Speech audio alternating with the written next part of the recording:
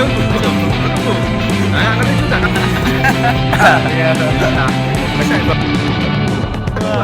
Sakit. Gratifik ya untuk teman-teman yang non muslim bisa disembuhkan dengan cara ruqyah apabila ada gangguan-gangguan gaib. Untuk yang ateis tidak ada harapan untuk kamu. Assalamualaikum warahmatullahi wabarakatuh. Kembali lagi di podcast Pandemi Channel, obrolan ringan yang membingungkan. Tentunya dengan Gus Nuril, orang yang kemarin selalu ada di video kita, yang selalu jadi pembimbing kita. Dan beliau ini juga seorang praktisi pengobatan dengan metode ruqyah. Nah, kali ini dalam kesempatan ini kita akan sedikit ngobrol-ngobrol nih tentang ruqyah dengan Gus Nuril. Ya, langsung saja. Itu Anda itu belajar ruqyah ini sejak kapan sih, Mas? Begini ya. Kalau ilmunya itu saya sejak kecil. Dari bapak saya diajarin ngaji, ngapalke amalan-amalan. Itu yang ternyata pada suatu ketika itu jadi bermanfaat. Saat kita dewasa, amalan-amalan yang biasa dulu bapak kasih ke putra-putranya itu ternyata bermanfaat. Saat kita ini ada seseorang, ada tamu, ada teman yang dalam masalah dan dalam kesulitan, dalam sakit, itu jadi belajarnya itu sudah sejak kecil saya. Berarti emang dari bapak itu udah praktisi ruqyah juga atau cuman memberi amalan-amalan? Bapak cuma beri amalan. Oh, jadi belum mengenalkan ini sebuah amalan yang akan digunakan untuk metode ruqyah itu belum ya, Mas? Belum, malah kakek saya. Oh, Mas, dari kakek? Iya, dari mbah itu memang beliau dulu banyak tamunya. Banyak tamu-tamu yang datang itu dari berbagai macam masalah, dari berbagai macam daerah. Itu orang mbah dulu gitu. Karena memang di tempatnya mbah itu kan pondok pesantren. Oh, kiai, mbahnya kiai. Ya, biasa dibilang gitulah. Biasa kalau seorang kiai itu kan banyak tamunya tuh. Begitu bapak enggak banyak tamunya. Karena bapak itu seorang naib yang enggak menekuni dunia praktisi, itu enggak menekuni beliau enggak. Berarti itu sejak kecil banget ya, kelas berapa Mas itu mulainya? Saya waktu pertama kali belum bisa baca tulis, tapi saya sudah bisa baca Al-Quran. Sudah punya amalan-amalan. Lebih cepat bisa baca Al-Quran daripada baca tulis Latin. Bahkan saat saya sebelum bisa baca Al-Quran, bapak itu sudah banyak mengajari saya amalan-amalan yang dari Al-Quran itu. Seperti surat Al-Kahfi ayat terakhir, seperti Kulhu. Itu sudah hafal dulu sebelum saya bisa membaca Al-Quran. Sambil dikasih tahu ini fungsinya untuk apa, ini untuk apa. Malah enggak dikasih Cuma tahu. Dikasih hafalannya tuh. Yang penting hafal aja dulu gitu. Yang penting hafal aja dulu, yang penting diamalkan secara istiqomah, selesai. Udah, enggak ada tuntutan lainnya ya, Mas. Enggak ada informasi yang lain, enggak ada. Maka setelah saya besar, setelah saya berhadapan dengan banyak orang, baru saya paham ternyata fungsi dari amalan-amalan yang diijazahkan bapak kepada saya itu manfaatnya ya setelah ini. Berarti selama panjenengan dewasa niku ada guru lain dong? Maksudnya yang membimbing dari proses kecil sampai dari yang pertama menghafal sampai bisa ke ke terjun ke metode ini. Emang ada guru penerusnya ya? Ada banyak guru saya. Pertama saya belajar belajar sama seorang Habibah, namanya Siti Khadijah Habibah Asegaf dari Pondok Darul Muqaddas Pati, Jawa Tengah. Oh, dari Nah, itu yang memperkenalkan adalah kakak saya yang pertama, Muhammad Haim Asyari, atau kita panggil Mas Amim. Itu saya juga dapat bekal amalan dari beliau, kakak saya sendiri. kakak kandung. Kakak kandung saya nomor 1.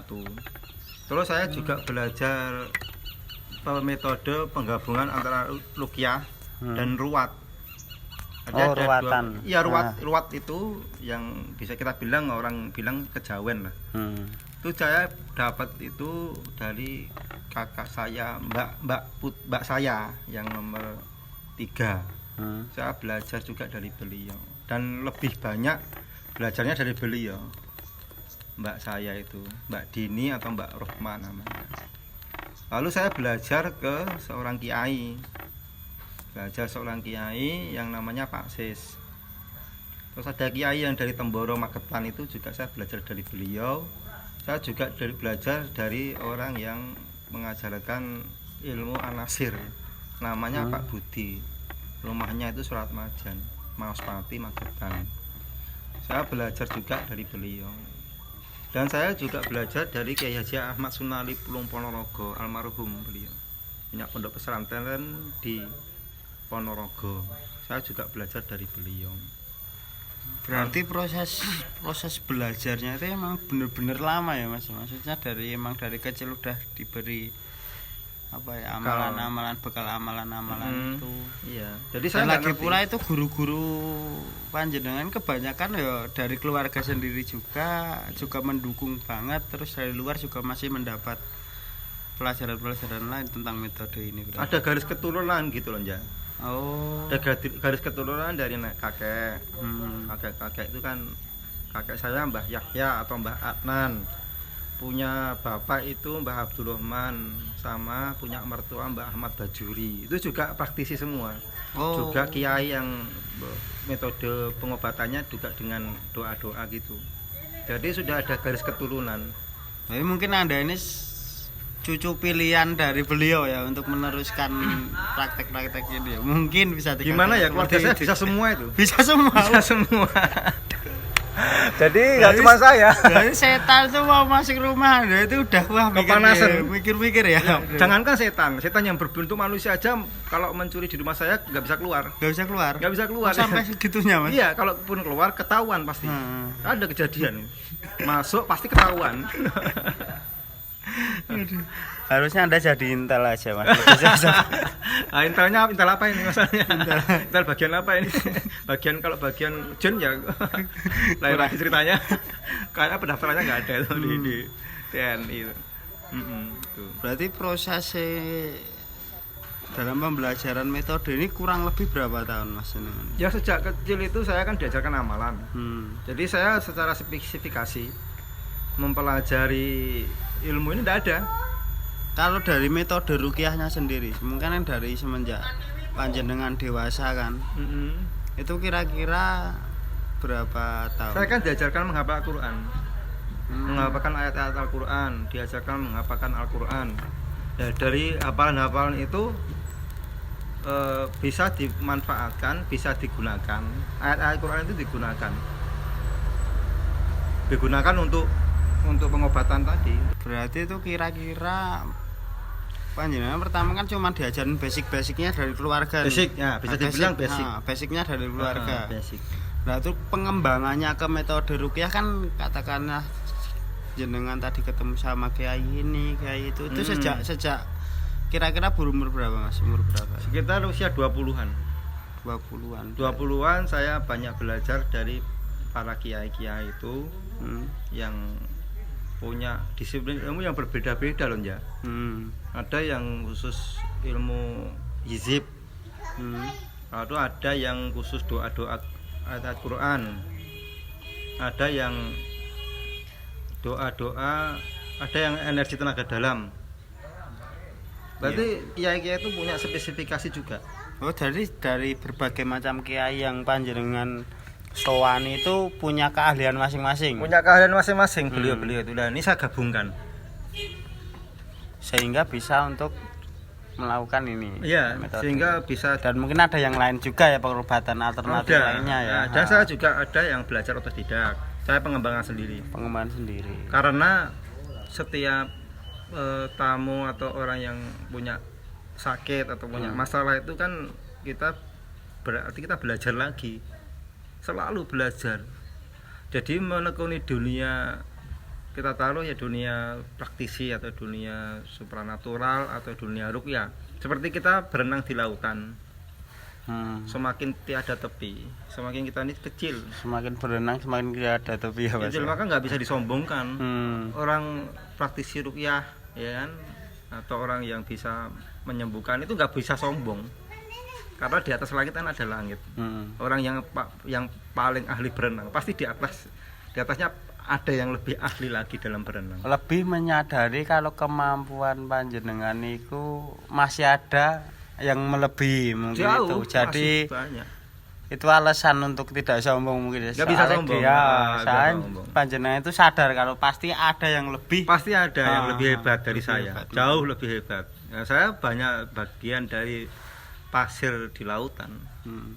Barat ilmu itu tidak ada sekukunya hitam dibandingkan dengan guru-guru saya sebenarnya. Guru-guru saya yang Pak Habibah itu hebat banget itu. Kakak saya juga lebih hebat dari saya. Gitu loh. Kadang-kadang dilihat aja jinnya udah keluar tuh. Itu bisa. Gini langsung. Bisa keluar kalau saking hebatnya ilmunya. Berarti saya kan belum ada apa-apanya. Tetapi alhamdulillah adalah pasien yang bisa kita bantu atas izin Allah, bisa sembuh. Nah itu mulai membuka apa ya, bisa dikatakan pengobatan dengan metode ruqyah ya mungkin ya Mas. Itu sejak usia berapa Mas jenengan? Dulu saya kan bekerja di lapangan ya, bagian mengukur tanah, gambar peta itu. Itu ada cerita unik ya. Jadi satu ketika tuh ada seorang yang datang ke saya. Itu di daerah Gemuruh di Caruban, kaki Gunung Lawu ya, Gemarang. Namanya dusunnya Gemuruh, desanya Gemarang. Itu dia datang sakit ya. Sakit lalu dia mengatakan sama saya punya sakit yang aneh gitu loh. Terus saya bilang gini, dia cerita, Mas saya sakit ini. Terus loh kok jenengan kok datang ke saya kan nggak bisa nyembuhkan. Saya nggak bisa ngobatin. Dari itu saya belum paham dengan metode belum itu paham ya. Saya. Kata dia itu datang ke seorang paranormal yang jadi langganan dia. Nah, kata paranormal itu begini bilangnya, saya nggak bisa nyembuhkan penyakitmu, katanya gitu. Dalam bahasa Jawa ya, aku ra iso nambani kowe. Sing iso nambani kowe enek wong tekan, maksudnya tamu. Sing teko nggone desamu. Desa Gemuruh kan. Kae sing iso bocah sik enom. Kae sing iso nambani. Oh, jadi paranormal itu memberi petunjuk. Padahal nggak kenal sama saya. Padahal nggak kenal ya. Nggak kenal sama korbannya itu nggak kenal ya. Nggak sama tamunya tuh nggak kenal. Sama tamunya itu nggak kenal. Sama pasiennya tuh. Pasien saya juga nggak kenal. Tapi tahu dia kalau saya seorang tamu yang petugas pendataan yang saya datang ke suatu dusun ya kan. Itu dia tahu. Tapi dia nggak kenal kan kalau saya katanya saya bisa menyembuhkan, dia nggak kenal. Dan nggak tahu latar belakangnya jenengan. Nggak ngerti, nggak tahu. Saya bingung. Waduh, saya gimana ini? Kayak gitu. Saya tidak pernah menyembuhkan orang kan. Terus saya diem lama itu tiba-tiba ada semacam kerentak lah kalau bahasa Jawanya itu ada semacam apa ya? Wah, saya gini aja dah. Saya niru kakak saya, niru mbak saya. Ada greget untuk ikut itu. Ikut niru aja. Niru aja. Saya ambil air itu. Air sendang itu. Doain. Ayat Quran, Qulhu Falak Anas, ayat kursi. Terus saya ngajikan di situ. Setelah saya ngajikan, saya suruh minum dia. Pak pulang minum sama debat mandi. Sembuh dia. sembuh. Nah, nggak ngerti juga, kaget. Kan ngeri lah. Datang dia bawa amplop tuh. Mau tak terima, saya bukan ahli pengobatan, nggak tak terima, dia tuh maksa. Waduh gimana, udah Pak, nggak usah saya gitu kan. Orang nggak mau kok dipaksa. Nah, ya mau. Mau akhirnya. Iya. Kan ibaratnya kan nek diwenehi yo arep, nek gak diwenehi ngarep-ngarep. Enggak, saya enggak mau nolak. Tapi dia paksa karena dia merasa badannya sudah enak, sembuh. Ya sudah saya suruh sholat. Tapi untuk panjenengan sendiri itu selama mengobati dengan metode ini pasang harga atau seikhlasnya atau emang ini sebuah kayak pengabdian saya nih karena saya punya ilmu yang diberikan oleh Allah mungkin ya. Ya. Semoga Saya Allah. bersifat itu, pengabdian. Pengabdian. Iya. Saya ini ilmu dari Allah, titipan dari Allah. Saya untuk bantu saudara-saudara kita yang mungkin sakit atau dalam masalah. Ya itu aja sudah. Nggak ada tarif, nggak ada apa ya. Dia datang paling dasarnya gelondong asok ngarang-ngarang, ya udah kita Ya terima. udah terima ya. Pulang dia nggak, udah yang penting sembuh. Ada itu. Yang sakit sampai kena dari katanya naik motor itu kan, lihat kuburan. Nah, dia kena semacam paku di sini. Jadi dia pusing, sakit, lemes, ya kan? Terus kita doain, kita bantu dengan pengobatan, terus kita kasih wiridan. Baru 10 menit dia udah bisa jalan. Udah sembuh Udah sembuh total. Nggak tahu kok bisa gitu kenapa. Mungkin atas izin Allah. Ya lillahi ta'ala. Iya, saya enggak ada tarif, enggak ada. Nah, kalau fungsinya sendiri itu Mas, apa Mas? Fungsi untuk dari pengobatan ruqyah itu untuk apa saja Mas? Sebenarnya ruqyah sendiri itu sudah diajarkan oleh Rasulullah ya. Untuk bekal. Sebenarnya kita berterima kasih ya kepada Nabi, berterima kasih sekali karena Nabi membekali ilmu untuk pengobatan umatnya. Dan ilmu itu macam-macam ya, ada yang dari Nabi. Yaitu dengan pengobatan itu kita bisa banyak dapat manfaat sih. Yang jelas kan kita tambah perkenalan, tambah saudara kan gitu. Dan bisa bantu orang yang sakit atau punya masalah, kita bantu. Tuh. Kalau gangguan-gangguan sendiri itu apa Mas? Gangguan-gangguan yang bisa disembuhkan dengan metode ini itu apa Mas? Yang jelas toh itu gangguan santet, pelet, terus diganggu jin, guna-guna, apa kerasukan mungkin. Beda ya, antara pelet, guna-guna, mahabbah itu berbeda. Karena yang disebut guna-guna, pelet itu sihir yang emang dikirimkan dari seseorang untuk mencelakai orang lain, untuk mencelakai atau untuk menarik simpatik. Itu bisa dengan jin. Nah, namanya sihir ain, itu namanya sihir mata, itu bisa ada. Sihir jarak jauh dengan foto itu ada. Terus dengan mahabbah ada, tapi mahabbah itu enggak menggunakan mahabbah jin. Sendiri apa Mas? Mahabbah itu sebenarnya dari kata hubu haba, itu berarti cinta, berarti supaya orang cinta kepada kita. Kayak pelet cinta. Pelet cuman dia dari Al-Qur'an. Dan itu dengan rapalan-rapalan Al-Qur'an. Nah, dengan doa-doa yang ada di Al-Qur'an. Dan itu boleh dengan rapalan ya. Kita bilang rapalan ya. Boleh itu. Kalau mahabbah enggak apa-apa. Tapi kalau pelet ya semacam jalan goyang, semar mesem, semar mendem. Ya, itu dengan pelet. Sihir itu. Semacam sihir itu emang lebih tepat kalau pengobatannya dengan metode ruqyah, mungkin seperti itu. Ya kan kita ini kita ini kan kalau kita beriman ya kan, kalau kita ini derek Kanjeng Nabi, ya derek dawuh Kanjeng Nabi, ya kita itu haram perbuatannya haram kalau kita menggunakan sihir. Maka dengan ruqyah itu seseorang sebenarnya diperintahkan untuk lebih bertakwa kepada Allah. Soalnya gini Mas, kan kadang ada kan Mas, teman saya itu ada yang lumpuh, pas diperiksakan ke dokter itu emang dari dokter saraf sampai dokter yang lainnya tuh mendiagnosa kalau dia itu nggak punya penyakit apa-apa. Ya, ada yang gitu. Berarti kan memang dari segi dari segi kesehatan emang nggak ada gangguan apa-apa ya Mas ya. Terus pas itu dibawa ke tempat ruqyah, alhamdulillah juga sekarang sembuh. Ya salah, berarti emang jin kan. Berarti kan emang gangguan-gangguan seperti itu lebih tepatnya diobati dengan metode ini. Metode itu ya. Kalau ini Mas, tanda-tandanya itu ada nggak Mas? Seseorang yang perlu diruqyah atau apa ya, katakanlah kalau udah kayak merasa gimana gitu harus dibawa ke praktisi ruqyah, itu ada tanda-tandanya enggak? Ada tanda-tandanya. Jadi seperti misalnya sering pusing, terus jantung berdebar-debar, perut Was-was sakit, gitu ya. was-was, mual, ya kan. Terus kadang-kadang juga ngelamun, sering bermimpi buruk. Bahkan ada yang sering melihat sosok makhluk halus. Oh, emang gangguannya langsung ke interaksinya langsung ke korbannya itu ya Mas ya. Kalau dia terkena matanya, no?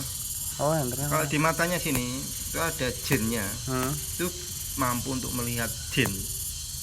Yang bisa melihat jin ya jin. Kalau kadang ada yang dapat bisikan-bisikan gitu juga ada. Yang kadang kan itu. Ada yang dapat bisikan katakanlah kamu mati aja, hidup nggak guna, hidup ini. Kan mungkin ya seperti itu kan, gimana ya? Kalau nggak perbuatan jin, perbuatan siapa lagi yang bisa ya mengkelabui seperti itu? Ya, itu kalau ya seperti itu tanda-tandanya. Salah satu dari tanda-tandanya ya kayak ada was-was, bisikan-bisikan. Banyak loh yang bahkan nggak selalu ini ya, nggak selalu bisikan itu ke mati aja kamu. Ya. Kayak yang dialami teman kita itu si Randy itu kan gitu juga dulu. Wah, Randy dulu pernah kayak gitu kan, ya Mas ya? Itu kan juga mantan pasien. Jadi teman-teman, salah satu partner saya Randy di video sebelumnya dulu juga pernah diperiksa ke dokter psikis. Dia itu kenanya anxiety disorder karena dia lalu merasa was-was katanya selalu mendapat bisikan-bisikan. Dia sampai kuliah aja diantar sama orang tuanya. Duh, kayak sangat ngerepotin. Kayak anak TK ya. Udah gede tapi masih ngerepotin orang tua. Tuh, nanti tapi ternyata pas kita tangani itu ternyata jin. Ada jin berapa jin Mas itu yang masuk Mas? Pertama sih 7 nggak banyak. Wong itu waktu kan ada cerita yang unik juga ya. Waktu saya diundang ke rumahnya Randy itu sama bapaknya Pak Edi Johan itu ceritakan Pak Edi kalau di rumahnya tuh sering banyak orang lihat tuh loh.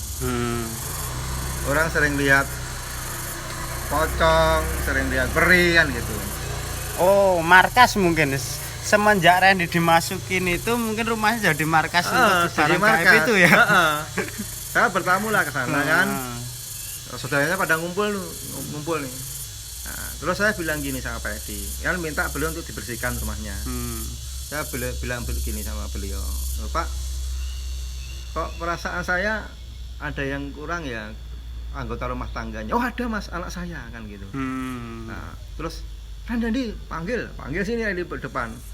Malah cerita akhirnya, padahal belum tahu saya. Pak Edi cerita tentang Randy. Katanya sudah ke dokter, udah berobat macam-macam tadi. Apa namanya tadi sakitnya?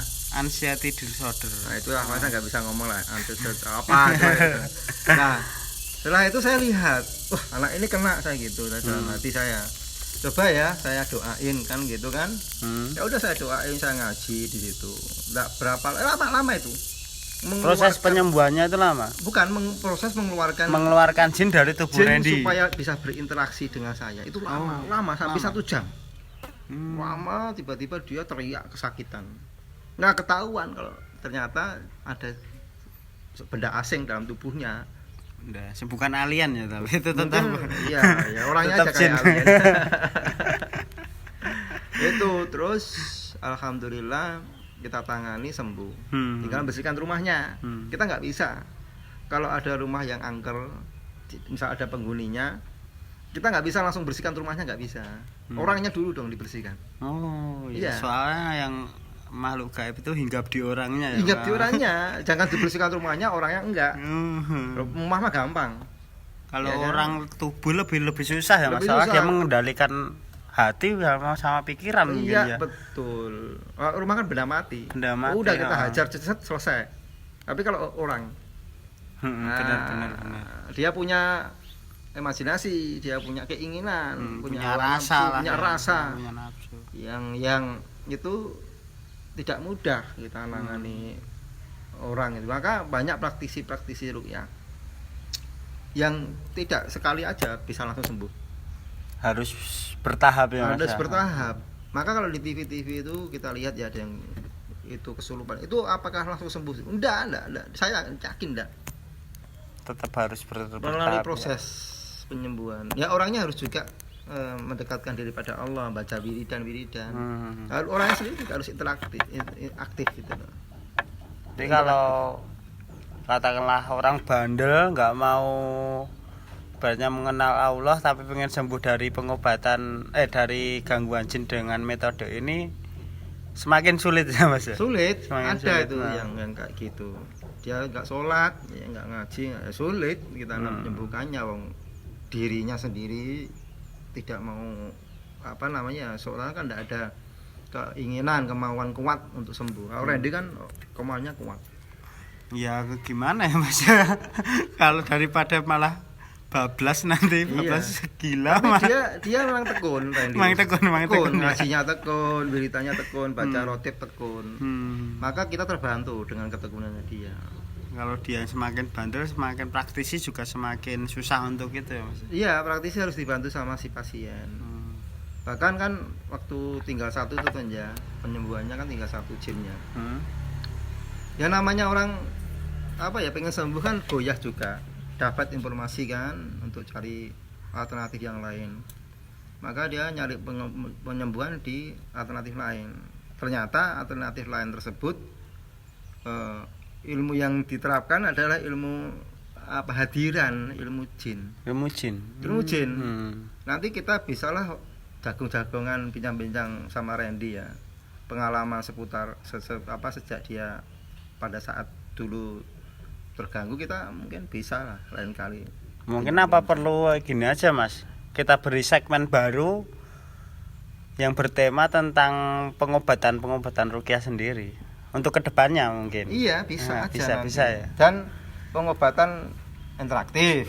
Nah, untuk pertanyaan terakhir nih Mas, sebelum kita menutup podcast kita kali ini, untuk non muslim sendiri itu bisa nggak sih Mas diobati dengan metode ruqyah seperti ini?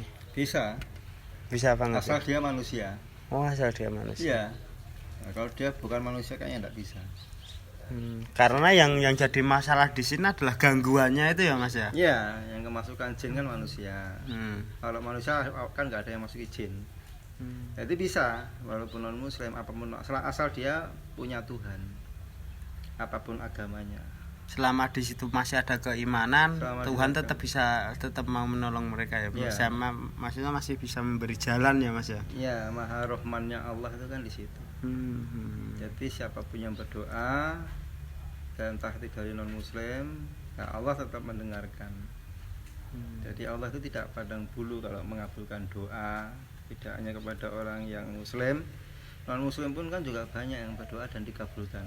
Karena mereka juga beriman. Karena mereka juga meyakini adanya Tuhan yang Maha Esa. Ya, kecuali kalau ateis nggak mengakui adanya Tuhan, jalan lagi ceritanya. Malah bolone deh, malah bolone. Disetani terus kalian yang ateis, hati-hati. Bisa kerasukan nanti, bisa kemasukan setan. Bisa, semua bisa. Semua tidak pandang bulu jin itu. Jadi seorang praktisi ruqyah pun bisa juga kemasukan. Ya ilmunya menyesuaikan. Iblis itu, setan itu menyesuaikan ilmunya. Siapa yang kemasukan, siapa yang dimasuki, dia akan menyesuaikan. Kalau yang dimasuki seorang praktisi ruqyah atau seorang ustadz, ya jinnya jin ustadz. Tapi kan nyatanya riwayat asbabun nuzulnya surat Al-Mu'awwizatain, 2 ayat dalam Al-Qur'an terakhir itu. Surat Al-Falaq dan An-Nas. Itu diturunkan secara bersamaan. Karena terjadi peristiwa Rasulullah kena sihir. Oh, pada saat itu. Ya. Maka surat itu datang untuk menyelamatkan Rasulullah. Diturunkan untuk menyembuhkan Nabi. Nah, itu ceritanya dalam tafsir Al-Qur'an ada ya. Nah, itu bisa, Rasulullah pun juga pernah terkena gangguan sihir. Apalagi kita. Apalagi ya siapapun bisa. Bisa, tidak menutup kemungkinan. Semakin pintar orangnya, semakin ahli dalam agama, ya setannya juga semakin ahli. Semakin hebat. setannya juga semakin hebat. Begitu kira-kira. Berarti fik ya, untuk teman-teman yang non muslim bisa disembuhkan dengan cara ruqyah apabila ada gangguan-gangguan gaib. Untuk yang ateis tidak ada harapan untuk kamu, nak. Apalagi untuk tuh siapa YouTuber dari MLI, Coki Pardede, yang memproklamirkan kalau dia itu ateis. Dia mungkin temannya setan ya, Mas. Setan malah nggak diganggu. Karena dia udah jelas tersesatnya. Sudah tersesat, nggak perlu diganggu, udah tersesat kok. Ngapain diganggu tersesat? Ya. Ya, cukup sekian teman-teman buat yang udah menyaksikan podcast ini. Terima kasih. Kalau ada masukan atau mungkin dari teman-teman non muslim ada metode yang mungkin serupa dengan ruqyah, apapun namanya atau tata caranya, mungkin bisa tulis di kolom komentar, bisa untuk bahan kita berdiskusi yang ke punya depannya. Masalah, yang punya keluhan kesehatan, pusing kepala atau mungkin merasa ada gangguan-gangguan gaib mungkin ya, Mas ya, bisa tulis di kolom komentar. Ya, assalamualaikum warahmatullahi wabarakatuh.